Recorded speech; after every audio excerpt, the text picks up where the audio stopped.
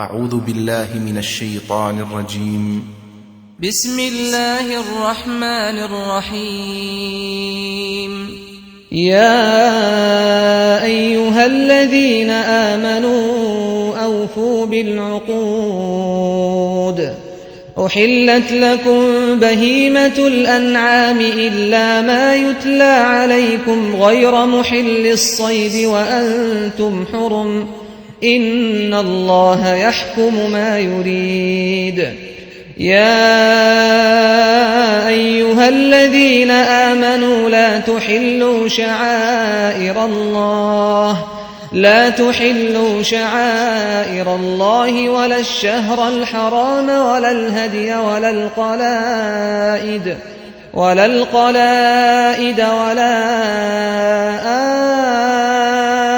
آمين البيت الحرام يبتغون فضلا من ربهم ورضوانا، وإذا حللتم فاصطادوا، ولا يجرمنكم شنآن قوم أن صدوكم عن المسجد الحرام أن تعتدوا. وتعاونوا على البر والتقوى ولا تعاونوا على الإثم والعدوان، واتقوا الله إن الله شديد العقاب. حرمت عليكم الميتة والدم ولحم الخنزير وما أهل لغير الله به، والمنخنقة والموقوذة والمتردية والنطيحة وما أكل السبع إلا ما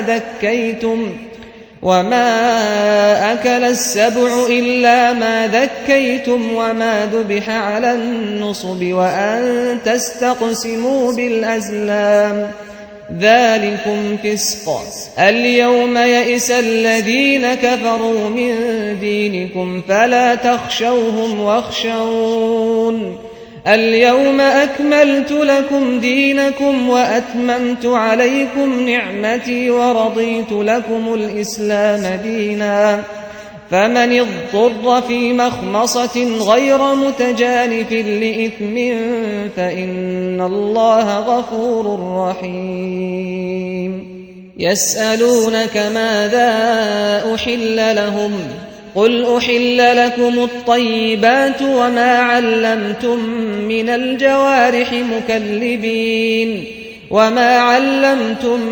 الجوارح مكلبين تعلمونهن مما علمكم الله، فكلوا مما أمسكن عليكم واذكروا اسم الله عليه، واتقوا الله إن الله سريع الحساب.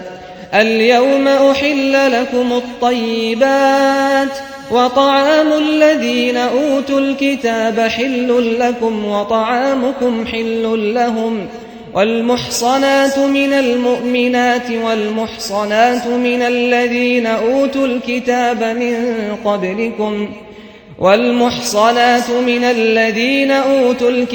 من قبلكم إذا آتيتموهن أجورهن محصنين غير مسافحين ولا متخذي أخدان، ومن يكفر بالإيمان فقد حبط عمله وهو في الآخرة من الخاسرين. يا أيها الذين آمنوا إذا قمتم إلى الصلاة فاغسلوا وجوهكم وأيديكم إلى المرافق وامسحوا برؤوسكم وأرجلكم إلى الكعبين، وإن كنتم جنبا فاطهروا، وإن كنتم مرضى أو على سفر أو جاء أحد منكم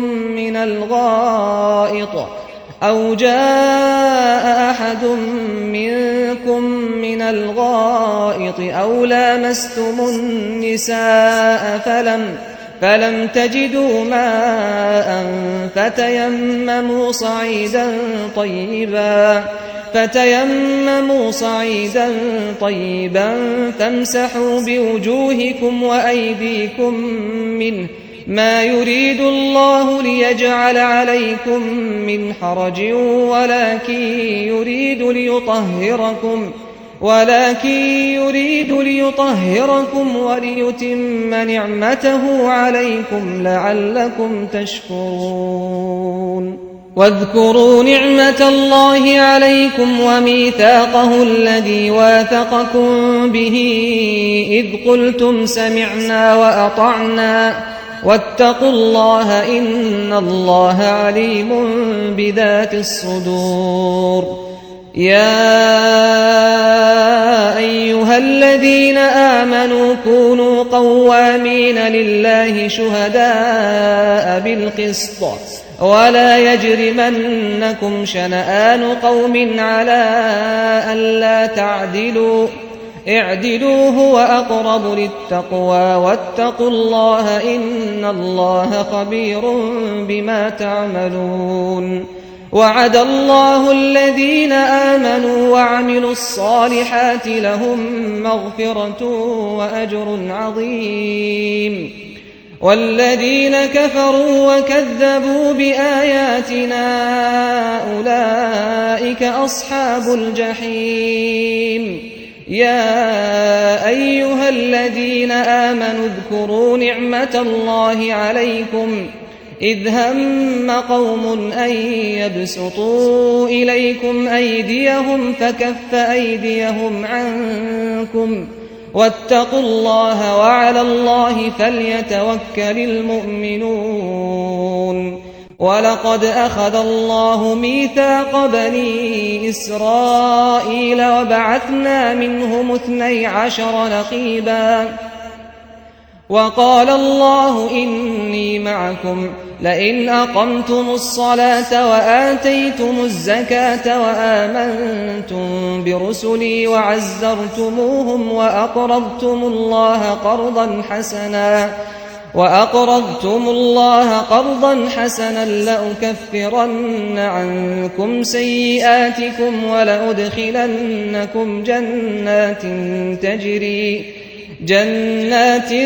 تجري من تحتها الأنهار فمن كفر بعد ذلك منكم فقد ضل سواء السبيل فبما نقضهم ميثاقهم لعناهم وجعلنا قلوبهم قاسية يحرفون الكلم عن مواضعه ونسوا حظا مما ذكروا به ولا تزال تطلع على خائنة منهم إلا قليلا منهم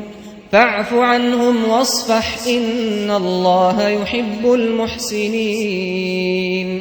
ومن الذين قالوا إنا نصارى أخذنا ميثاقهم فنسوا حظا مما ذكروا به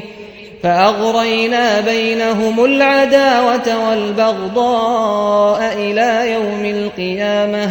وسوف ينبئهم الله بما كانوا يصنعون يا أهل الكتاب قد جاءكم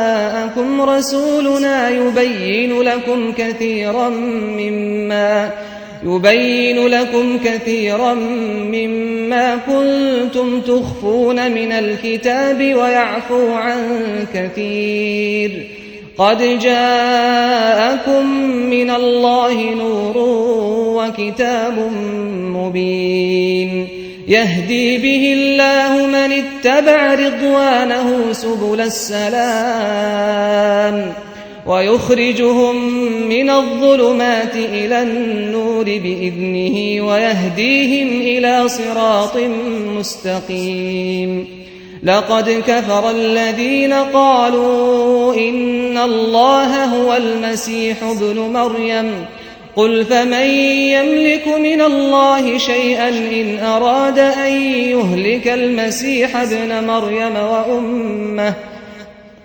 أراد أن يهلك المسيح ابن مريم وأمه ومن في الأرض جميعا ولله ملك السماوات والأرض وما بينهما يخلق ما يشاء والله على كل شيء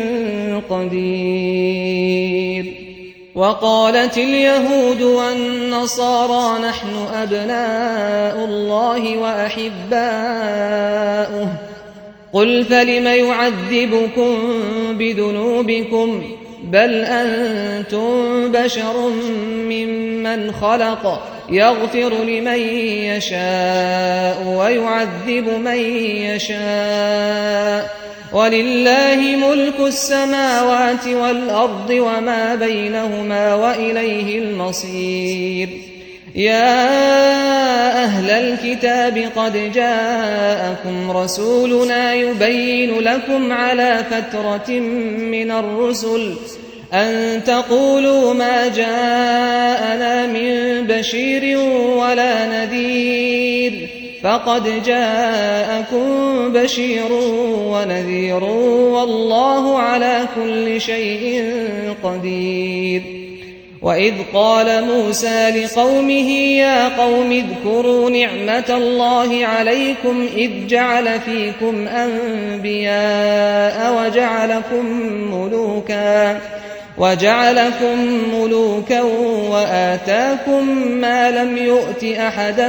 من العالمين. يا قوم ادخلوا الأرض المقدسة التي كتب الله لكم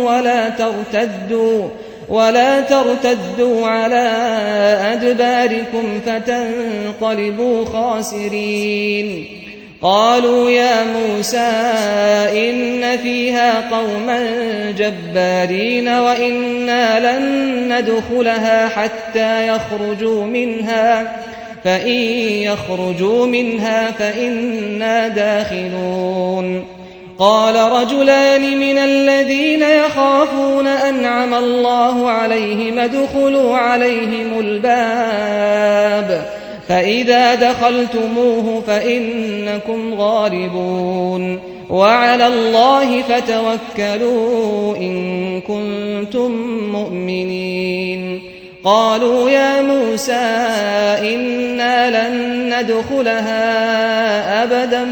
ما داموا فيها فاذهب أنت وربك فقاتلا إنا هاهنا قاعدون. قال رب إني لا أملك إلا نفسي وأخي فافرق بيننا وبين القوم الفاسقين. قال فإنها محرمة عليهم 40 سنة يتيهون في الأرض فلا تأس على القوم الفاسقين. واتل عليهم نبأ ابني آدم بالحق إذ قربا قربانا فتقبل من أحدهما ولم يتقبل من الآخر قال لأقتلنك قال إنما يتقبل الله من المتقين. لئن بسطت إلي يدك لتقتلني ما أنا بباسط يدي إليك لأقتلك إني أخاف الله رب العالمين. إني أريد أن تبوء بإثمي وإثمك فتكون من أصحاب النار وذلك جزاء الظالمين. فطوعت له نفسه قتل أخيه فقتله فأصبح من الخاسرين. فبعث الله غرابا يبحث في الأرض ليريه كيف يواري سوءة أخيه قال يا ويلتى أعجزت أن أكون مثل هذا الغراب فأواري سوءة أخي فأصبح من النادمين. من أجل ذلك كتبنا على بني إسرائيل أنه من قتل نفسا بغير نفس أو فساد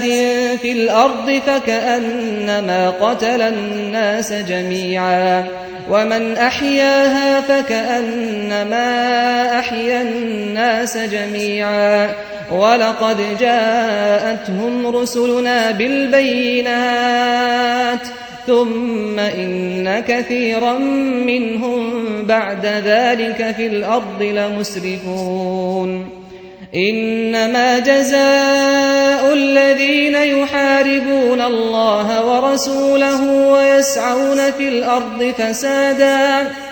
أن يقتلوا أو يصلبوا أو تقطع أيديهم وأرجلهم من خلاف أو ينفوا من الأرض ذلك لهم خزي في الدنيا ولهم في الآخرة عذاب عظيم إلا الذين تابوا من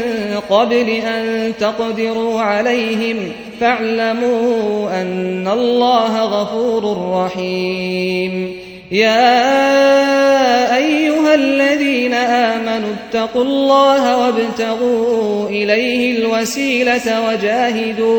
وجاهدوا في سبيله لعلكم تفلحون إن الذين كفروا لو أن لهم ما في الأرض جميعا ومثله معه ليفتدوا به من عذاب يوم القيامة ما تقبل منهم ولهم عذاب أليم يريدون أن يخرجوا من النار وما هم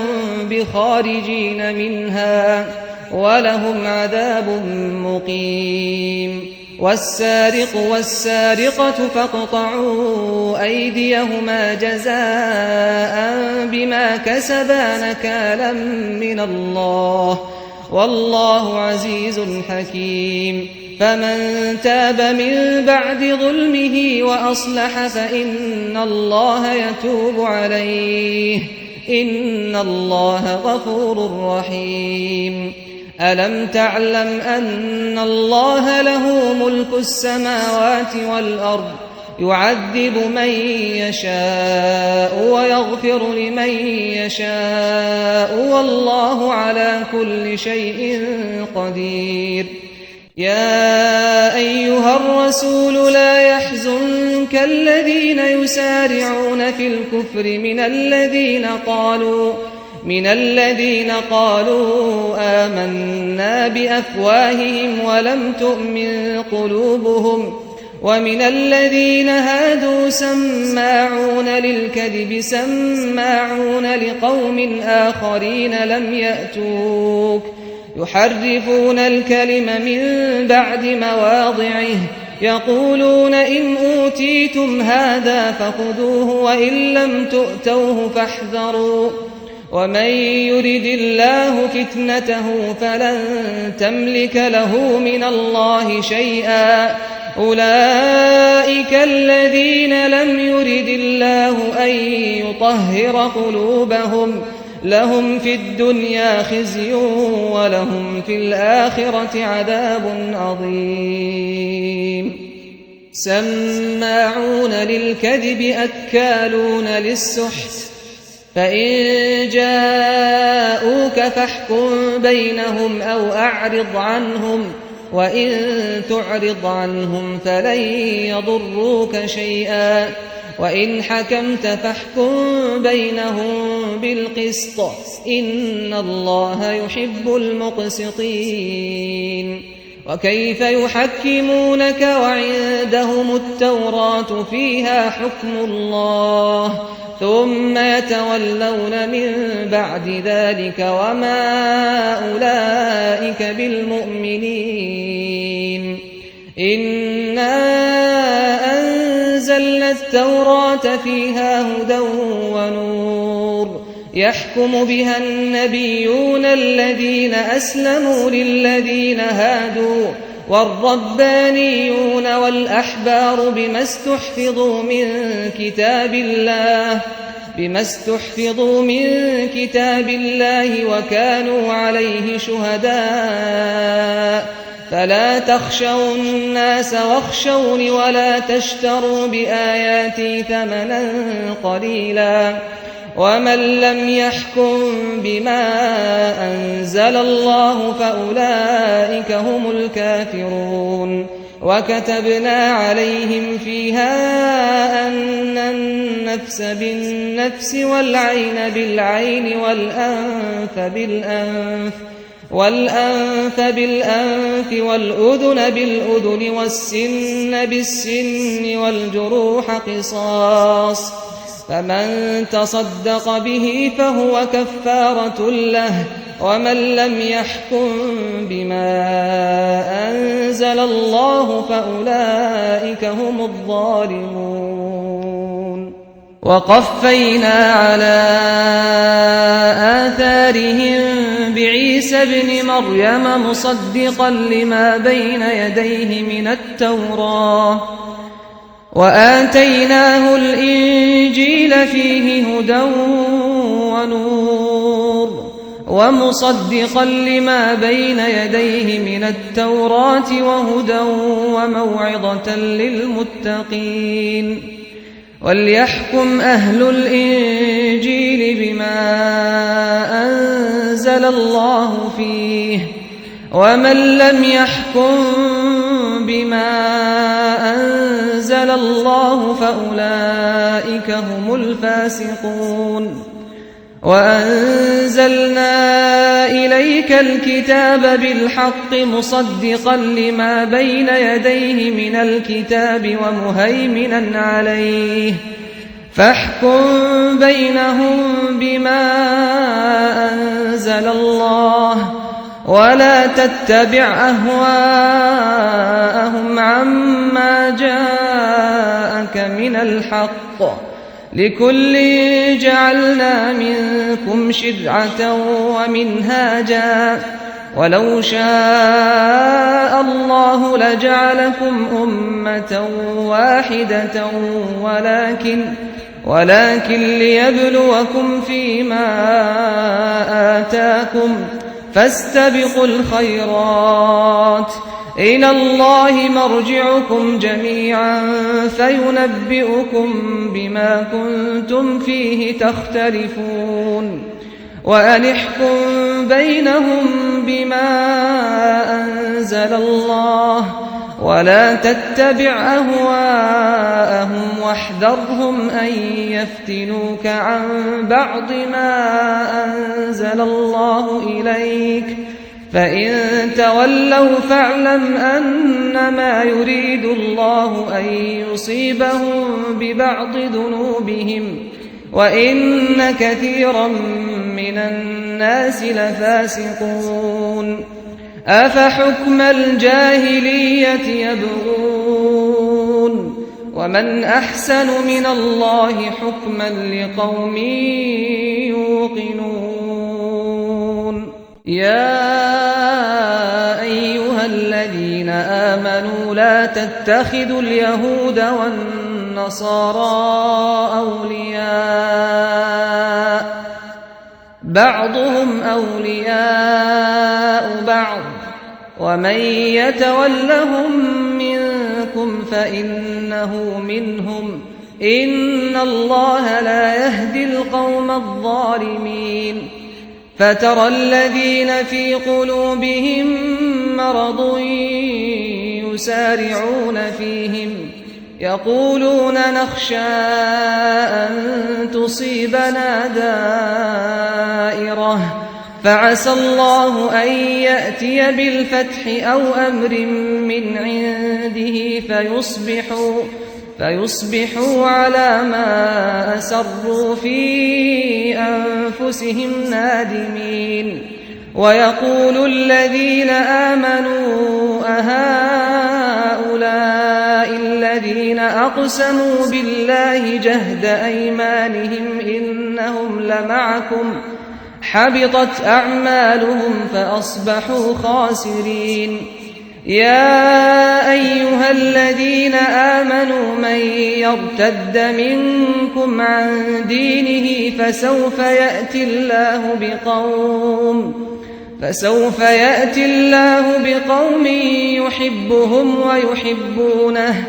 أذلة على المؤمنين أعزة على الكافرين يجاهدون في سبيل الله ولا يخافون لومة لائم ذلك فضل الله يؤتيه من يشاء والله واسع عليم إنما وليكم الله ورسوله والذين آمنوا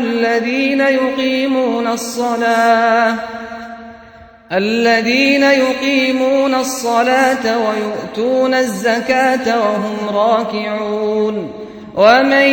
يتول الله ورسوله والذين آمنوا فإن حزب الله هم الغالبون يا أيها الذين آمنوا لا تتخذوا الذين اتخذوا دينكم هزوا ولعبا من الذين أوتوا الكتاب من قبلكم والكفار أولياء واتقوا الله إن كنتم مؤمنين وإذا ناديتم إلى الصلاة اتخذوها هزوا ولعبا ذلك بأنهم قوم لا يعقلون قل يا أهل الكتاب هل تنقمون منا إلا أن آمنا بالله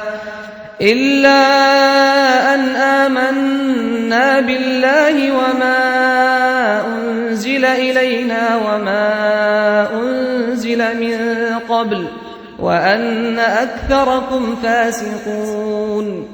قل هل أنبئكم بشر من ذلك مثوبة عند الله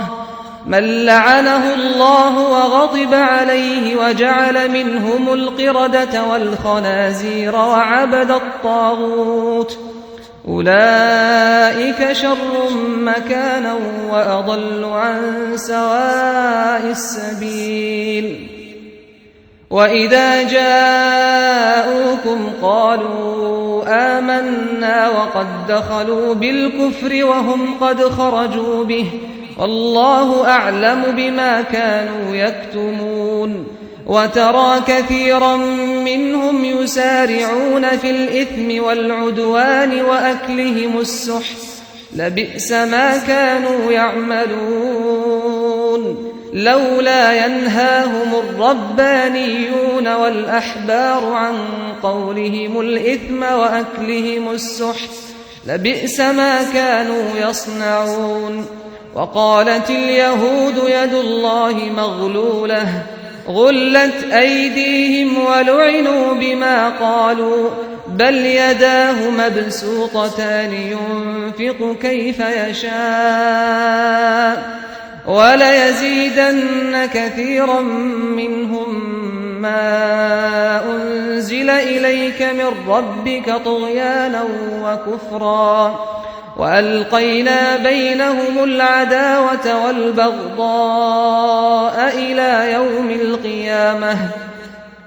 كلما أوقدوا نارا للحرب أطفأها الله ويسعون في الأرض فسادا والله لا يحب المفسدين ولو أن أهل الكتاب آمنوا واتقوا لكفرنا عنهم سيئاتهم ولأدخلناهم جنات النعيم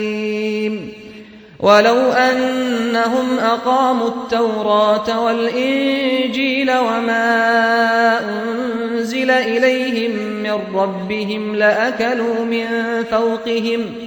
لأكلوا من فوقهم ومن تحت أرجلهم منهم أمة مقتصدة وكثير منهم ساء ما يعملون يا أيها الرسول بلغ ما أنزل إليك من ربك وإن لم تفعل فما بلغت رسالته والله يعصمك من الناس إن الله لا يهدي القوم الكافرين قل يا أهل الكتاب لستم على شيء حتى تقيموا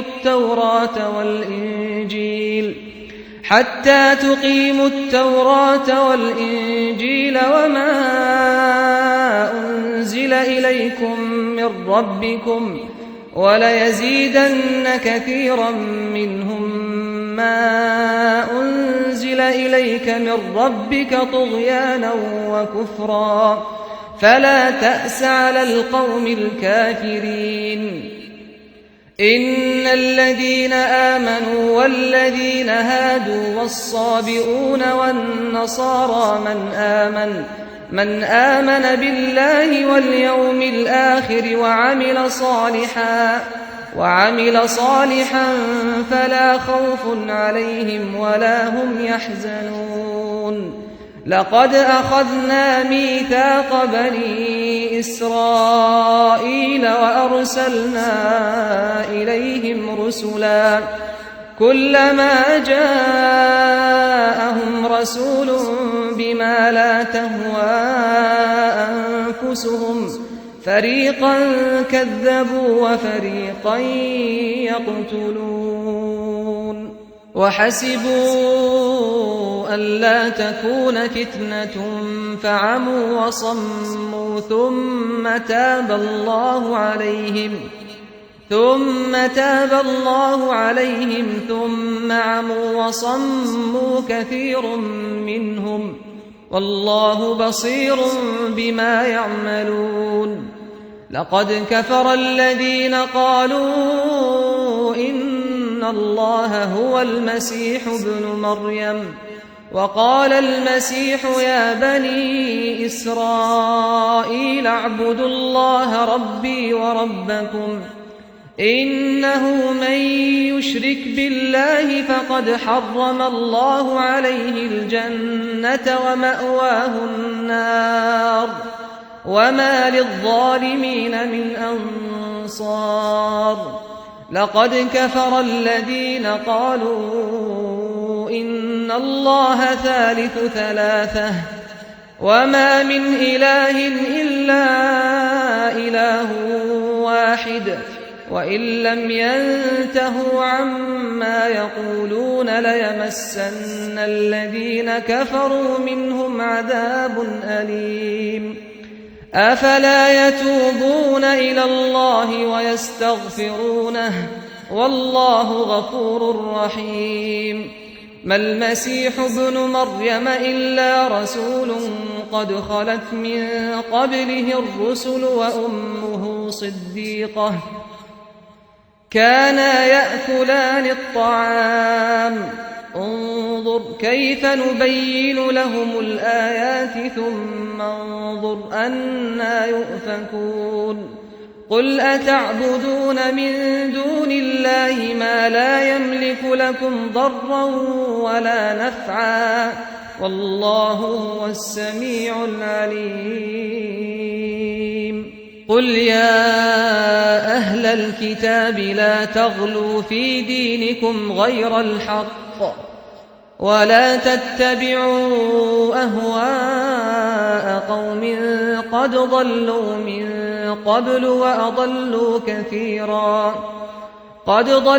من قبل وأضلوا كثيرا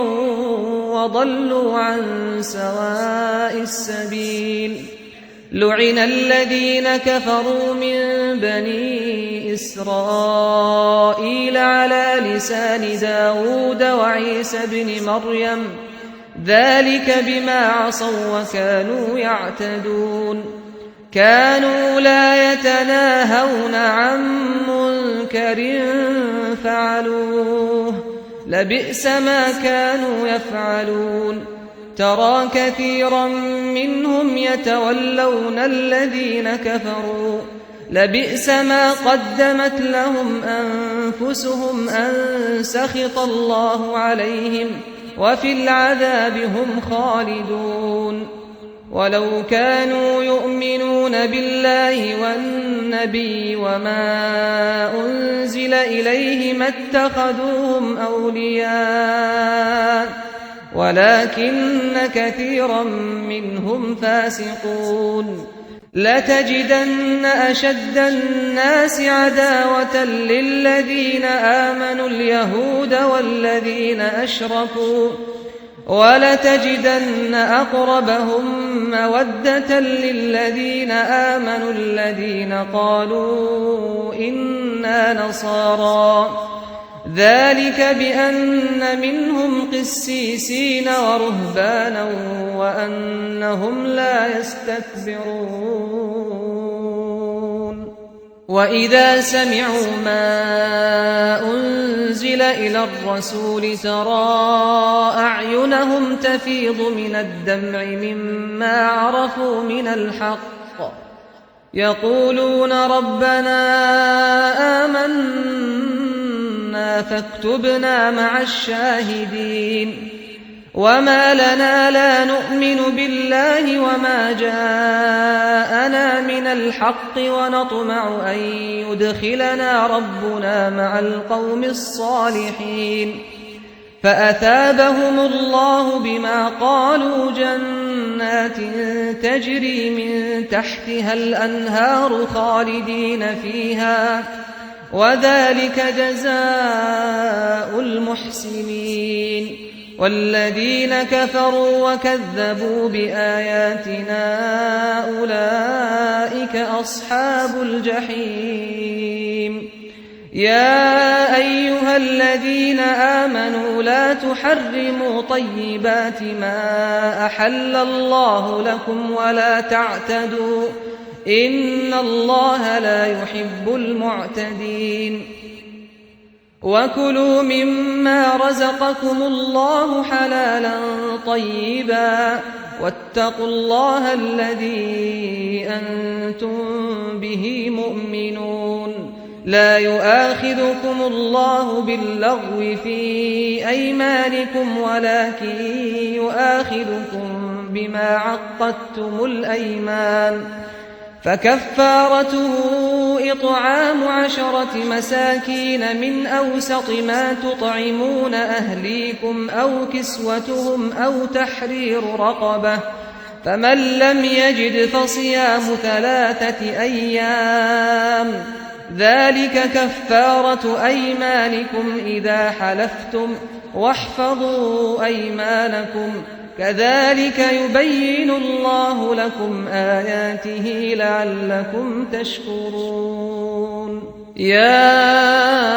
أيها الذين آمنوا إنما الخمر والميسر والأنصاب والأزلام رجس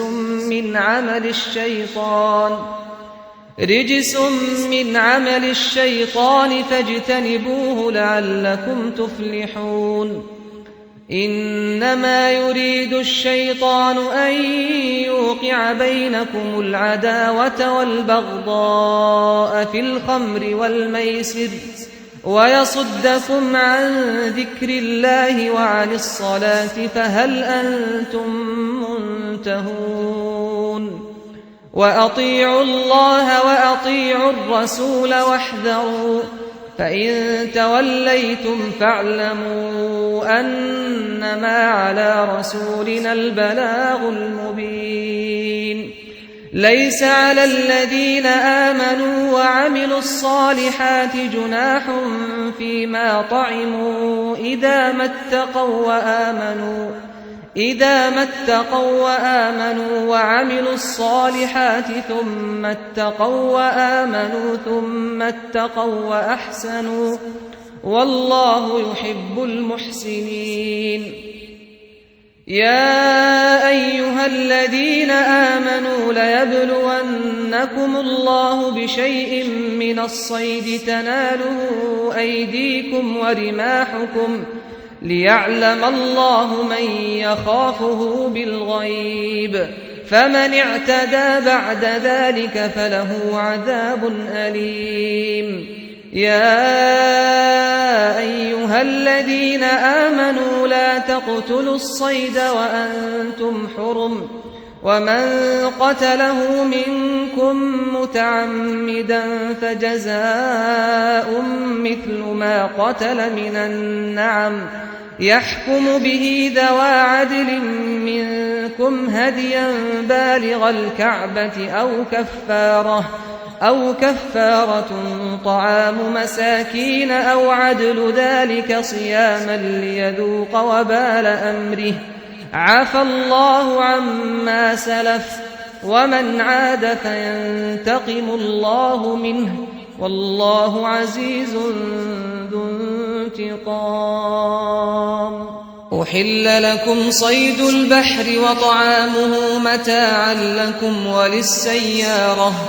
وحرم عليكم صيد البر ما دمتم حرما واتقوا الله الذي إليه تحشرون. جعل الله الكعبة البيت الحرام قياما للناس والشهر الحرام والهدي والقلائد ذلك لتعلموا أن الله يعلم ما في السماوات وما في الأرض وأن الله بكل شيء عليم. اعلموا أن الله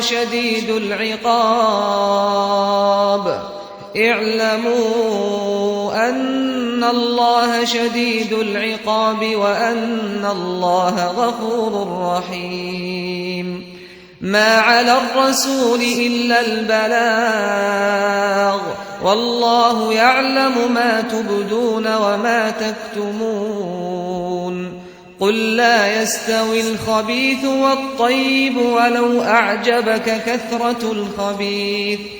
فاتقوا الله يا أولي الألباب لعلكم تفلحون. يا أيها الذين آمنوا لا تسألوا عن أشياء إن تبد لكم تسؤكم وإن تسألوا عنها حين ينزل القرآن تبد لكم عفى الله عنها والله غفور حليم. قد سألها قوم من قبلكم ثم أصبحوا بها كافرين. ما جعل الله من بحيرة ولا سائبة ولا وصيلة ولا حام ولكن الذين كفروا يفترون على الله الكذب وأكثرهم لا يعقلون. وإذا قيل لهم تعالوا إلى ما أنزل الله وإلى الرسول قالوا حسبنا ما وجدنا عليه آباءنا أولو كان آباؤهم لا يعلمون شيئا ولا يهتدون. يا أيها الذين آمنوا عليكم أنفسكم لا يضركم من ضل إذا اهتديتم إلى الله مرجعكم جميعا فينبئكم بما كنتم تعملون. يا أيها الذين آمنوا شهادة بينكم إذا حضر أحدكم الموت حين الوصية اثنان ذوى عدل منكم أو آخران من غيركم إن أنتم ضربتم في الأرض فأصابتكم مصيبة الموت تحبسونهما من بعد الصلاة فيقسمان بالله إن ارتبتم لا نشتري به ثمنا ولو كان ذا قربى ولا نكتم شهادة الله إنا إذا لمن الآثمين. فإن عثر على أنهما استحقا إثما فآخران يقومان مقامهما من الذين استحق عليهم الأوليان فيقسمان بالله لشهادتنا أحق من شهادتهما وما اعتدينا إنا إذا لمن الظالمين ذلك أدنى أن يأتوا بالشهادة على وجهها أو يخافوا أن ترد أيمان بعد أيمانهم واتقوا الله واسمعوا والله لا يهدي القوم الفاسقين يوم يجمع الله الرسل فيقول ماذا أجبتم قالوا لا علم لنا إنك أنت علام الغيوب إذ قال الله يا عيسى ابن مريم اذكر نعمتي عليك وعلى والدتك إذ أيدتك بروح القدس تكلم الناس في المهد وكهلا وإذ علمتك الكتاب والحكمة والتوراة والإنجيل وإذ تخلق من الطين كهيئة الطير بإذني فتنفخ فيها فتكون طيرا بإذني وتبرئ الأكمه والأبرص بإذني وإذ تخرج الموتى بإذني وإذ كففت بني إسرائيل عنك إذ جئتهم بالبينات فقال الذين كفروا منهم إن هذا إلا سحر مبين وإذ أوحيت إلى الحواريين أن آمنوا بي وبرسولي قالوا آمنا واشهد بأننا مسلمون إذ قال الحواريون يا عيسى ابن مريم هل يستطيع ربك أن ينزل علينا مائدة من السماء قال اتقوا الله إن كنتم مؤمنين قالوا نريد أن نأكل منها وتطمئن قلوبنا ونعلم أن قد صدقتنا ونكون عليها من الشاهدين قال عيسى ابن مريم اللهم ربنا أنزل علينا مائدة من السماء تكون لنا عيدا لأولنا وآخرنا وآية منك وارزقنا وأنت خير الرازقين قال الله إني منزلها عليكم فمن يكفر بعد منكم فإني أعذبه عذابا لا أعذبه أحدا من العالمين وإذ قال الله يا عيسى ابن مريم أأنت قلت للناس اتخذوني وأمي إلهين من دون الله قال سبحانك ما يكون لي أن أقول ما ليس لي بحق إن كنت قلته فقد علمته تعلم ما في نفسي ولا أعلم ما في نفسك إنك أنت علام الغيوب ما قلت لهم إلا ما أمرتني به أن اعبدوا الله ربي وربكم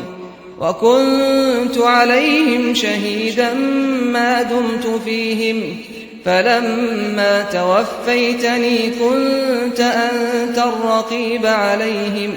وأنت على كل شيء شهيد إن تعذبهم فإنهم عبادك وإن تغفر لهم فإنك أنت العزيز الحكيم. قال الله هذا يوم ينفع الصادقين صدقهم لهم جنات تجري من تحتها الأنهار خالدين فيها أبدا رضي الله عنهم ورضوا عنه ذلك الفوز العظيم. لله ملك السماوات والأرض وما فيهن وهو على كل شيء قدير.